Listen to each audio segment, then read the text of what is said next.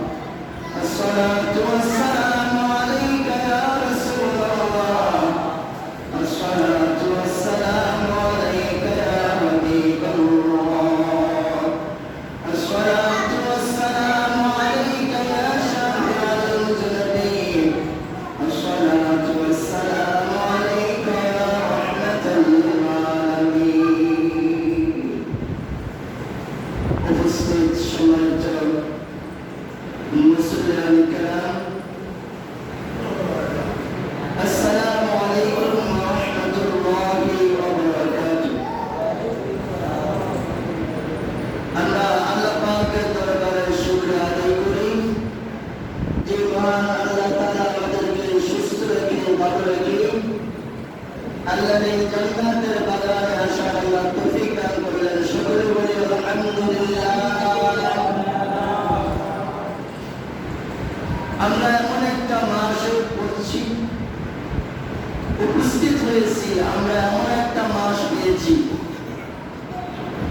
এই মাসটা শ্রেষ্ঠ মাস, সম্মানিত মাস। এই মাসে তার হাবিবকে দুনিয়াতে প্রেরণ করেছেন। সেই মাসটা হচ্ছে রবিউল আউয়াল। আজকে রবিউল আউয়ালের 2 তারিখ, আগামী 15 তারিখ দিনগত রাত্রে রবিউল আউয়াল। আজকে ভাদ্র মাসের 22 তারিখ, আর আরবি হচ্ছে 2 তারিখ। এই জন্য আমরা রবিউল আউয়াল মাস, সম্মানিত মাস, নবীর মাস, নবীর আগমনের মাস পেয়েছি। আমরা এই জন্য আবার শুকরিয়া আদায় করি, আলহামদুলিল্লাহ। সম্মানিত উপস্থিত মুসল্লিয়ানে কেরাম, রবি শব্দের অর্থ হচ্ছে বসন্ত, আউয়াল শব্দের অর্থ হচ্ছে প্রথম। আল্লাহ তার বসন্তের শুরুতে তার হাবিবকে দুনিয়াতে আগমন করালেন রহমত, বরকত, শান্তি, মায়া, দয়া দিয়ে। দুনিয়ার সমস্ত ভালোবাসা উজাড় করে এই রবিউল আউয়াল মাসে বসন্তের শুরুতে পাঠালেন। দিনের বেলায় গরমের মধ্যে পাঠান নাই, রাত্রের মধ্যে পাঠান নাই, সন্ধ্যাবেলা পাঠায় নাই। এমন একটা সময় পাঠিয়েছেন, তাহাজ্জুদের নামাজের সময় শেষ। এই টাইমটাকে বলা হয় সুবহ সাদিক। ফজরের আগে 5-7 মিনিট টাইম থাকে তাহাজ্জুদের পরে, এই টাইমটাকে সুবহ সাদিক বলা হয়। এই সুবহ সাদিকের সময় 12 রবিউল আউয়াল, 12 রবিউল আউয়াল দিনগত রাত্রি, অর্থাৎ 12 রবিউল আউয়াল সুবহ সাদিকের সময় নবীজি দুনিয়াতে আগমন করেছেন। জিবরাইল আলাইহিস সালাতু ওয়াস সালাম একদিন এসে দেখলেন যে নবীজি করে নাই। তখন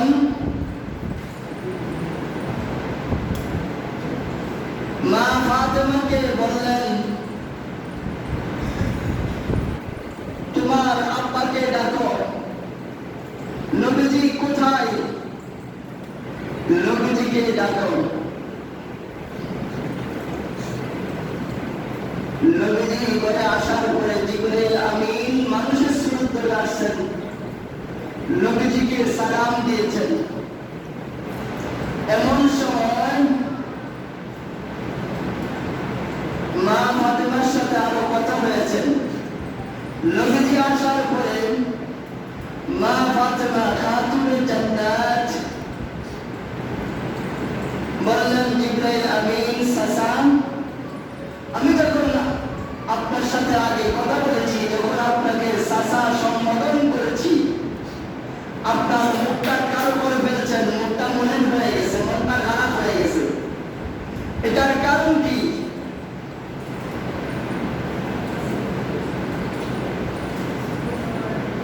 এই কথা বলার পরে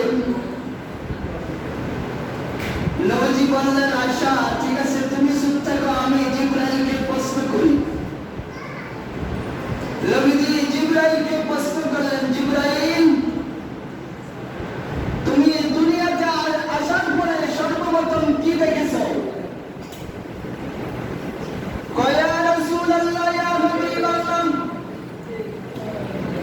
ও আল্লাহর নবী, আপনি ভাগ্যবান নবী, আপনি ভাগ্যবান পয়গম্বর, আপনাকে আল্লাহ সম্মান সহকারে, ইজ্জত সহকারে সম্মানিত করে দুনিয়ায় পাঠিয়েছেন। আমি যখন দুনিয়াতে আসলাম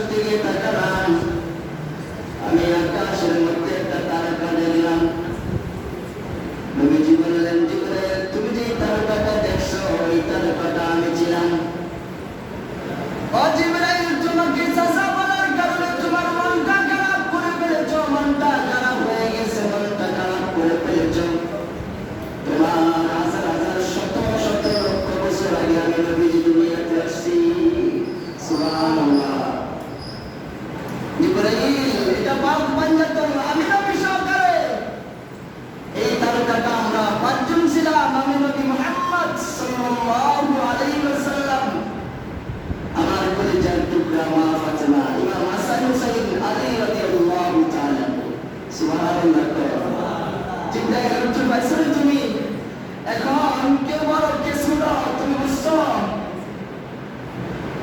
এই জন্য আল্লাহ নবী বললেন আউয়ালু মা খালাকাল্লাহু নূর। আল্লাহ তাআলা আমার নূরকে সর্বপ্রথম দুনিয়াতে পাঠিয়েছেন। এই জন্য আল্লাহ রাব্বুল আলামিন বলেন কাদ জাআকুম মিনাল্লাহি নূর। আমি আমার বন্ধুর নূরকে, আমি আমার বন্ধুর আলোকে আলোকিত করার জন্য, দুনিয়াকে উদ্ভাসিত করার জন্য আমি আমার বন্ধুর নূরকে দুনিয়াতে আগে পাঠিয়েছি। সুবহানাল্লাহ।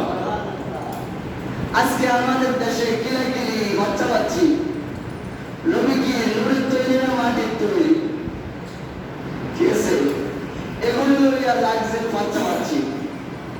নবীজি কুরাইশ বংশে, হাশিমি বংশে 570 খ্রিস্টাব্দে 12 রবিউল আউয়াল পৃথিবীর সবচেয়ে শ্রেষ্ঠ বংশ কুরাইশ বংশ, দামি বংশ কুরাইশ বংশ, হাশিমি বংশে কুরাইশ বংশে 570 খ্রিস্টাব্দে 12 রবিউল আউয়াল এই সুবে সাদিকের সময় নবীজি দুনিয়াতে আগমন করেছেন। এই জন্য আল্লাহ পাক বলেন ওয়াল্লাযী أرسل رسوله بالهدى ودين الحق ليظهره على الدين كله وكفى بالله شهيدا। সুবহানাল্লাহ। আল্লাহ কো আমার বন্ধুকে, আমি আমার বন্ধুকে দুনিয়াতে পাঠিয়েছি। ওয়ামা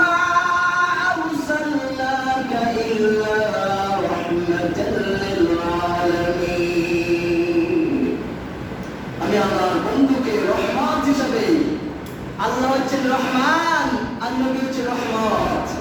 দেখছেন নি খেলা? রহমান আর রহমত।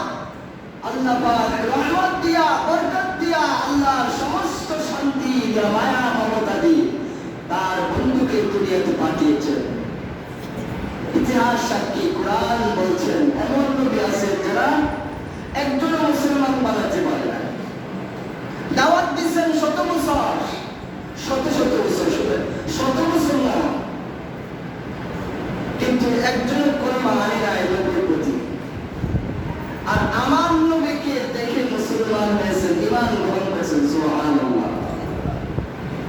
যাই হোক, আজকের আলোচনা হচ্ছে মা কানা মুহাম্মাদুন আবা আহাদিন মিন রিজালিকুম। আমি যে তোমাদেরকে নবী পাঠিয়েছি, আমার বন্ধুকে পাঠিয়েছি রাসালাত সহকারে। তোমরা এই কথা মনে করো না তোমাদের কারো বাপ কেন্দ্রা, ভাই নয়, পিতা নয়। আমি আমার বন্ধুকে রাসূল হিসাবে, পয়গম্বর হিসাবে, রহমত হিসাবে তোমাদের কাছে পাঠিয়েছি। সুবহানাল্লাহ। মা কানা মুহাম্মাদুন আবা আহাদিন মিন রিজালিকুম ওয়ালাকিন রাসূলুল্লাহি ওয়া খাতামান নাবিয়্যিন ওয়া কানা আল্লাহু বিকুল্লি শাইইন আলীমা। আমি আমার নবীর দরজা শেষ করে দিয়েছি। আমার নবী সর্বপ্রথম, সর্বশ্রেষ্ঠ এবং সর্বশেষ নবী হিসেবে আখির খাতামান নাবিয়্যিন যে কমপ্লিট করেছি দরজা। এই জন্য কাদিয়ানীরা, গোলাম মোহাম্মদ কাদিয়ানী নবীজিকে, নিজেকে নবী দাবি করছে। নবীজির পরে এই পর্যন্ত 21 জন ব্যক্তি তাদের নবুয়তি দাবি করছে, নবী দাবি করছে। এগুলো হচ্ছে কাফের, কাফের, কাফের, বেঈমান। গোলাম মোহাম্মদ কাদিয়ানী পাকিস্তানের মির্জা গোলাম মোহাম্মদ কাদিয়ানী নিজেকে নবী দাবি করছেন। এই লোকটা বাথরুমের ডাস্টবিনে পড়ে বুক হয়ে মারা গেছে। আল্লাহ তাকে এমন বেজ্জতি করছে দুনিয়াতে, নবীর শানে বেজ্জতি, ইজ্জতের উপর আঘাত করা আল্লাহ সহ্য করে না। আল্লাহ কিয়ামত পর্যন্ত সহ্য করবে না। এই জন্য কাদিয়ানী যারা আছে, আমাদের দেশে কাদিয়ানী সম্প্রদায় আছে, পৃথিবীর প্রায় দেশে আছে কাদিয়ানী। তারা আখিরি নবীজিকে মানে না, তারা কাফের। নিঃসন্দেহে এটা আমি গুনাহগারের ফতোয়া না, এটা 100 বছর আগে থেকে ফতোয়া। তারা খাতামান নবীয়্যিন মানে না, তারা নবীর রাসালাতকে মানে না, তারা আলীকে মানতে চায়। তারা কি কথা বলে শুনলে অবাক হবেন। তারা বলে ভুল করে নাকি আল্লাহ নবীজির নবুয়ত দিয়েছেন। আউযুবিল্লাহ। দেওয়ার কথা ছিল আলীরে। আস্তাগফিরুল্লাহ, আস্তাগফিরুল্লাহ। তাদের কথাগুলো কিতাবাদি করলে, তাদের আলোচনা শুনলে ওঠেনি, শুনলে বসন দাঁড়িয়ে যায়। এজন্য সাবধান তাদের থেকে। তারা ঈমান হরণকারী, তারা কাফের, তারা মুসলমান নয়। আলোচনা আসে আবার মূল আলোচনা। নবীজি আসার আগে দুনিয়াটা ছিলেন আইয়ামে জাহিলিয়াতের যুগ। ঈসা আলাইহিস সালাতু ওয়াস সালামকে 7 জন নবী এখনো দুনিয়াতে জিন্দা আছেন। তার মধ্যে ঈসা আলাইহিস সালাতু ওয়াস সালাম একজন, যাকে আল্লাহ জীবিত অবস্থায় যেই নবী আল্লাহর কাছে দোয়া করছেন, আখিরি জামানার পয়গম্বরের উম্মত হইয়া দুনিয়াতে যেন আসতে পারে, আল্লাহ যেন তাকে উম্মত হিসেবে কবুল করে। সুবহানাল্লাহ, সুবহানাল্লাহ। কোন আল্লাহ তার ঈসা নবীর এই ফরিয়াদ, এই আবেদন দরখাস্ত মঞ্জুর করেছেন। সুবহানাল্লাহ। আল্লাহর একটা কৌশল, সমস্ত ইহুদিরা ঈসা নবীকে আল্লাহর পুত্র বলতেন। ঈসা নবী দ্বীনে দাওয়াত দিচ্ছেন, তারা ঈসা নবীকে পয়গম্বর মানতে চায় না। এই জন্য কি করলেন? তারা ষড়যন্ত্র শুরু করলেন মারার জন্য। ঈসা নবীর ঘর ঘেরাও করলেন। আল্লাহ রাব্বুল আলামিন ফেরেশতা, রহমতের ফেরেশতা পাঠালেন, ঘরটাকে মধ্যখান দিয়ে খালি করে আকাশে সরাসরি উঠিয়ে দিলেন। ঈসা নবীর মতো সুদ একজন মানুষ বানালেন। ঈসা পুঙ্খানুপুঙ্খানে একবারে সেন্সিং ঈসা নবীর মতো একজন মানুষ বানিয়ে ঘরের মধ্যে শোয়া রাখলেন। আর ঈসা নবীকে আল্লাহ রাব্বুল আলামিন সশরীরে জীবিত অবস্থায় ফেরেশতার মাধ্যমে নিয়ে গেলেন আসমানে। সুবহানাল্লাহ। ঈসা নবী আসবেন, কথা বলেন না, এত বছর ওয়াজ শুনতেন। ঈসা নবী দুনিয়াতে আসছে না? আসবে, দুনিয়াতে আসবে। আগে আসবেন মেহেদী আলাইহিস সালাতু ওয়াস সালাম।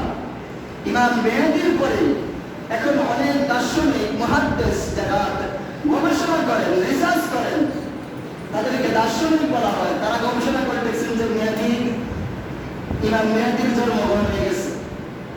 ইমাম মেহেদী দুনিয়াতে আসছেন 40 বছর বয়সের পরে উনি দুনিয়াতে দেখা দিবেন।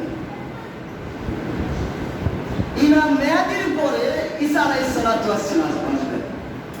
ইমাম মেহেদীর যুগটা হবে উনি কলমার দাওয়াত, দ্বীনের দাওয়াত দিবেন।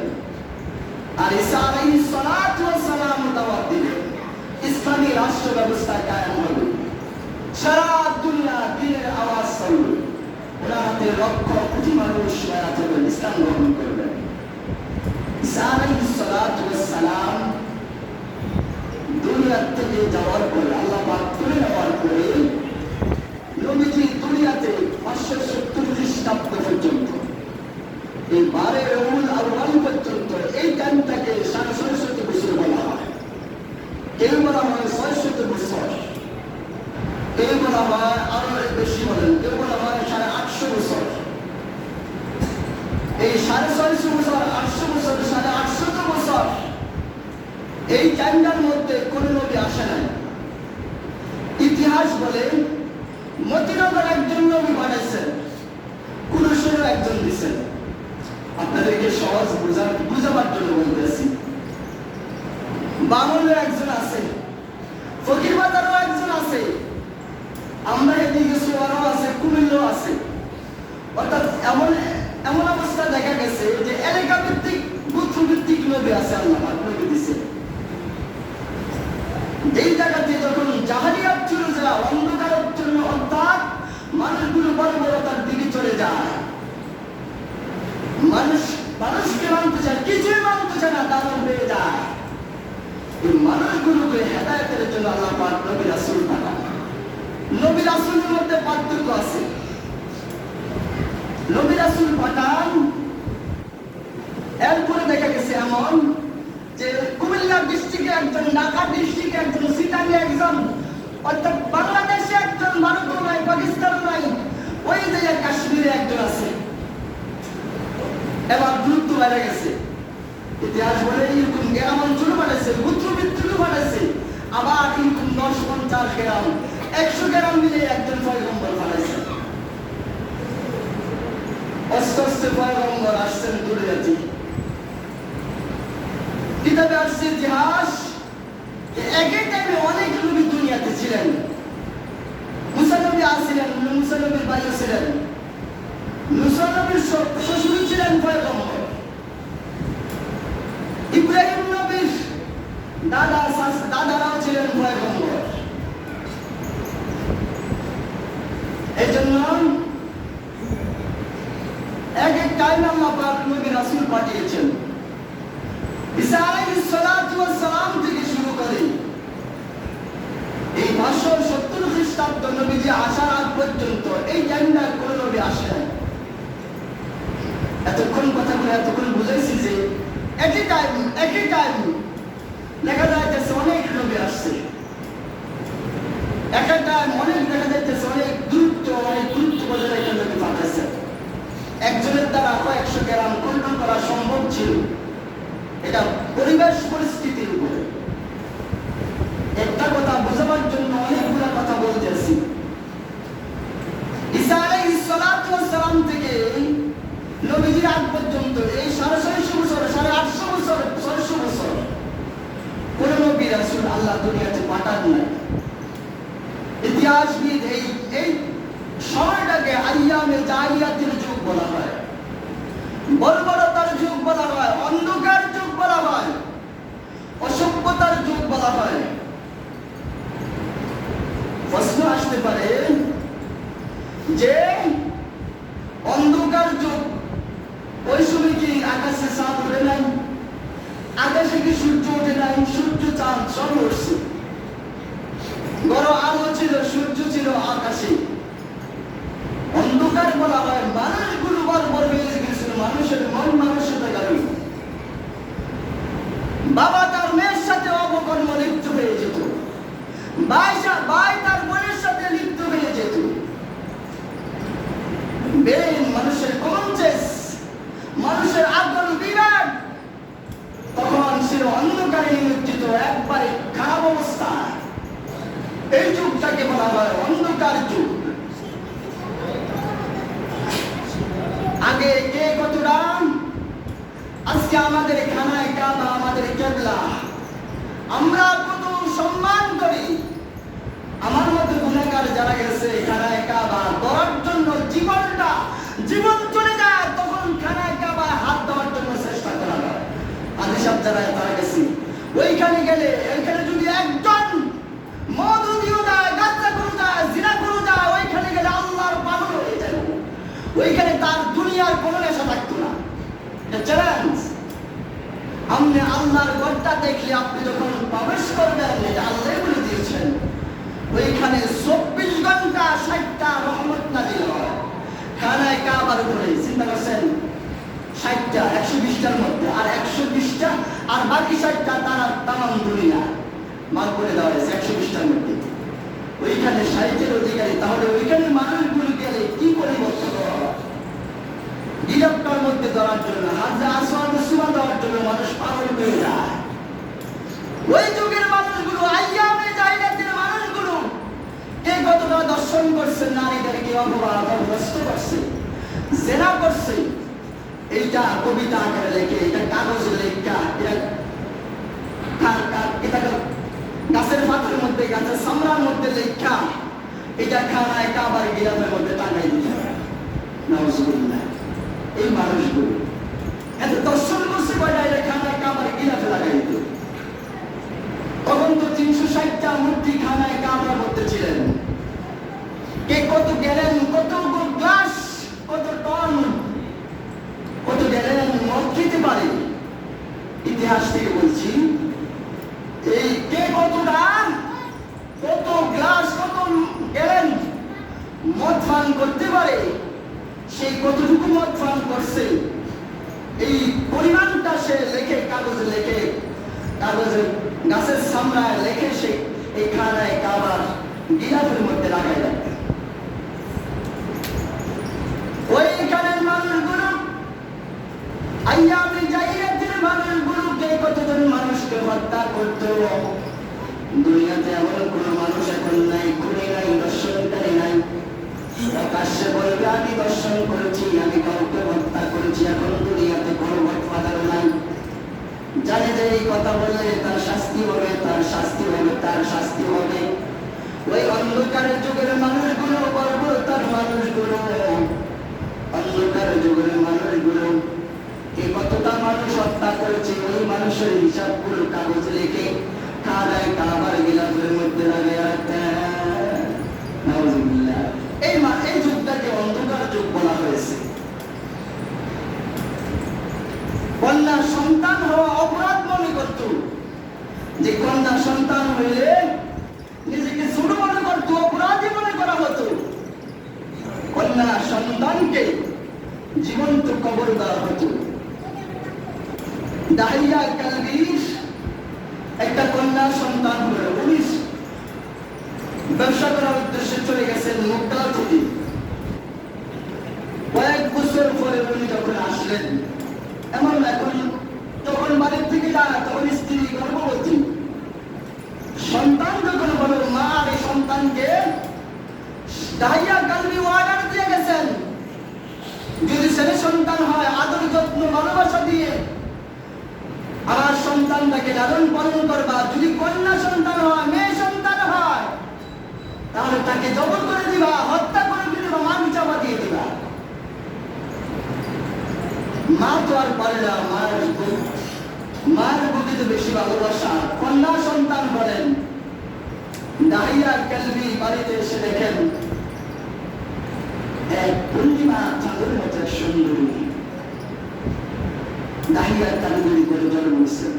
দাহিয়া কালবি তারা তাকে ডাক দিয়েছেন, মেয়ে কথা বলতে পারে, হাঁটতে পারে। তার স্ত্রীকে ডাক দিছে, আমার স্ত্রী কাছে আসো, একে মেয়েকে, বাচ্চাকে। ও স্বামী, তুমি যখন সফরে চলে যাও ব্যবসার উদ্দেশ্যে, তখন তো আমি গর্ভবতী ছিলাম, তুমি যাওয়ার পরে সন্তান হয়েছে, এটা তোমার সন্তান। দাহিয়া কালবি শিক্ষার দিয়ে দরজা বাড়ি দিয়ে দিয়েছেন, তুমি কি কাজ করছো? যদি সমাজের লোকেরা, আমাদের নেতারা জানতে পারে আমার সন্তান কন্যা সন্তান, আমাকে জবর করবে, তোমাকে হত্যা করবে, আমার সন্তানকে মারবে। তুমি কি কাজ করলা? এটা তুমি অন্যায় করেছ। দাহিয়া কালবি তাড়াতাড়ি ব্যাগের মধ্যে রশি লইলেন, কুদাল লইলেন, লইয়া মরুভূমি প্রান্তরে চলে গেলেন, নিয়ে মাটি খুঁড়লেন। মাটি খুঁড়তেছে, কুদাল নিয়ে যখন কূপ দেয়, মাটি এসে বাবার দাড়ির মধ্যে, মুখের মধ্যে মাটি গুলো পড়ে। মেয়ে যে বলে, আপু যান, আপনি এত কষ্ট করেন কেন, এত পরিশ্রম করতে আছেন কেন? আপনার মাটিগুলো, এই মাটিগুলো এসে আপনার গায়ের মধ্যে, মুখের মধ্যে, জামার মধ্যে পড়তে আছে। আপু এই গর্ত আর করো না, গর্ত বন্ধ করে দাও। দাহিয়া কালবির কলবে একটু ভালোবাসার জন্ম নিল না। দাহিয়া কালবি গর্ত করে মেয়েটার হাত পা বাঁধলেন। মেয়ে আবার কাঁদতে আছে, আপু আমার বাবা, তুমি আমাকে কি করতেছো, বাঁধতেছো কেন, আমারে বাঁধতে আছো কেন, আমার কি অপরাধ, আমি ছোট মানুষ। হাত পাও গুলো বাঁধলেন, মুখটা বাঁধলেন ধরে দিয়ে, টেকা দিয়ে, নেকটা দিয়ে মুখটা বাঁধলেন, যেন কথা বলতে না পারে। শিক্ষার দিয়ে মুখের বানটা ছিঁড়ে দিলেন, এই হাত পাও বেঁধে মেয়েটাকে ফেলে দিলেন গর্তের মধ্যে। আর একটা বিরাট একটা পাথর নেই, মেয়েটার মধ্যে সামা দিলেন, মারলেন। মেয়েটা হঠাৎ করে মরে গেলেন। আর শিক্ষার দিয়ে বললেন, আমি যদি জানতাম যে আমি মেয়ে সন্তান হয়ে জন্ম নিলে আমার অপরাধ হবে, মৃত্যুবরণ করতে হবে, তাহলে আমি আমার তোমার ঘরে কন্যা সন্তান হইয়া দুনিয়াতে জন্ম নিতাম না। দাহিয়া কালবি এই কথাটা নবীজির কাছে বলছেন, ইয়া রাসূলুল্লাহ আমি এই ঘটনা করছি, এই কাজ করছি, আমার গুনাহ কি মাফ হয়েছে? রাসূল দাহিয়া কালবির এই ঘটনাটা শোনার পরে রাসূল কাঁদতেছেন। রাসূলের চোখ মোবারক থেকে অশ্রু মোবারক গুলা ঝরতে আছে।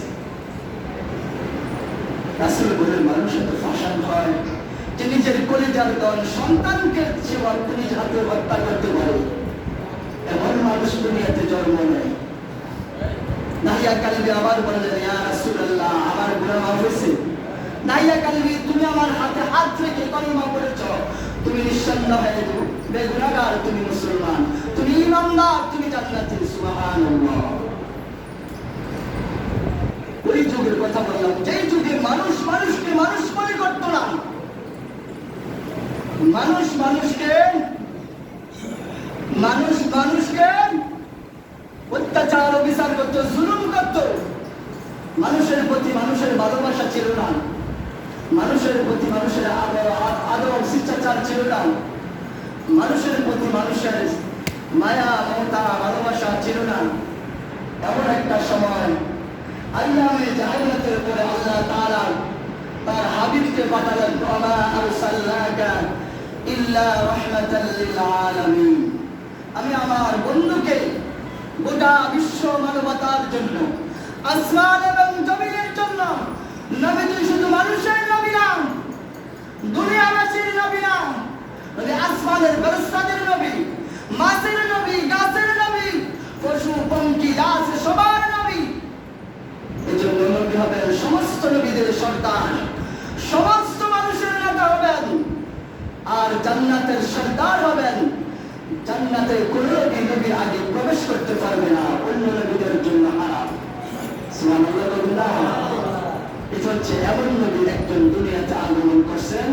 এই এক মাস আজকে প্রথম জুমা রবিউল আউয়াল, আমি গুনাহগার, আমার ইলম কালাম নাই, যা আছে তা দিয়ে কিছু বাইরে এমন এই এক মাস নবীর জীবনী, নবীজির সিরাত, মিলাদের উপরে আলোচনা। মিলাদ মানে জন্ম, সিরাত মানে জীবনী, জন্ম বৃত্তান্ত আলোচনা করা হবে। আমি গুনাহগার, আজকে সংক্ষিপ্ত আকারে কিছু কথা বললাম, এই কথাগুলো সামনের দিকেও আসবে স্টাপ বাই স্টাপে এবং সাবজেক্ট ভিত্তিক।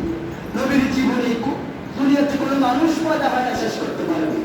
সুবহানাল্লাহ। নবীর জীবনী শেষ করা যাবে না, কোনো মুহাদ্দিস, কোনো মুফাসসির, কোনো ব্যক্তি শেষ করে গুণগান করে শেষ করতে পারবে না। এজন্য আসুন আমরা নবীর জীবনী জানি। যে কথাটা প্রথমে বলছিলাম আমার বলে শেষ করে দিই, যে এই কাদিয়ানীরা নবীকে আখেরি নবী মানে না। আমাদের যুবকেরা আজকে নেট ছাড়াই, আমাদের যুবকরা আজকে ইন্টারনেট ছাড়া, স্যাটেলাইটের যুগ, এটা গ্লোবাল নিউজের যুগ। আপনি ঘরের মধ্যে বসে সারা দুনিয়াটা আপনার হাতের মধ্যে। এজন্য কাদিয়ানীরা নবীকে শেষ নবী মানে না, তারা কাফের। শেষ করে দিচ্ছি, তারা কাফের, তারা কাফের, তারা কাফের। আমাদের দেশে রাষ্ট্রীয়ভাবে এখনো তাদেরকে অমুসলিম ঘোষণা করা হয় নাই, তাদের সাথে সংস্পর্শ যাওয়া যাবে না, তাদের লেকচার, তাদের বই প্রস্তুত করা যাবে না, ঈমান নষ্ট হয়ে যাবে। তারা খাতামুন নবিয়্যিন বিশ্বাস করে না, বিশ্বাস না করলে ঈমান চলে যাবে, ঈমান চলে যাবে, নবীর রাসালাতের উপর ঈমান আনতে হবে। ওয়া আখিরু দাওয়ানা আলহামদুলিল্লাহি রাব্বিল আলামিন। আসসালামু আলাইকুম ওয়া রাহমাতুল্লাহি ওয়া বারাকাতুহু।